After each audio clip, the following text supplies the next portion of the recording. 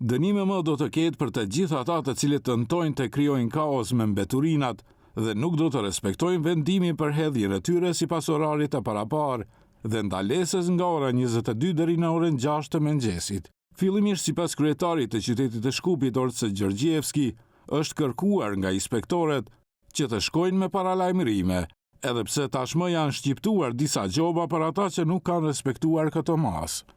Sipas tij, një nga arsyet kryesore e kësaj mase është vendosja në funksion të sistemit të menaxhimit të mbeturinave. Një nga ata aspekte është se të gjitha lokalet e qytetit i kanë shfrytzuar kontejneret e qytetarëve në vitet e kaluara. Nuk kishin kontejner dhe bënin deponi shtesë në mikrolokacionet dhe ne patjetër të vendosim rregulla. Dhe një nga arsyet për këtë masë është vendosja e sistemit dhe funksionimi i tij. Të gjithë kanë detyrime siç ka qyteti i Shkupit, ashtu edhe qytetarët ndaj qytetit. Sa i përket pjesës së mbetur të veprimit kur e shihni se dikush me çdo kusht tenton të krijojë kaos, këtu nuk ka dalje tjetër përveç së dënimit dhe dënime do të ketë. Sipas Gjorgjevskit, pas masave të ndërmarra, situata është stabilizuar me mbeturinat dhe është vënë në kontroll.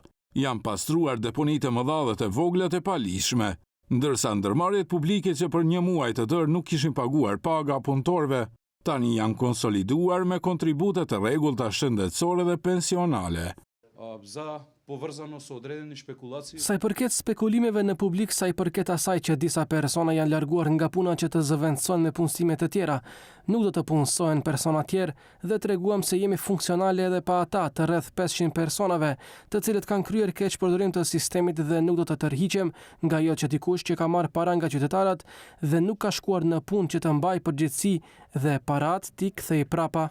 Gjorgjevski paralajmëroi punë intenzive në të gjitha komunat, realizim paralel të projekteve në të ardhmen që sipas tij do të sjellin rezultate të dukshme për qytetarët e Shkupit.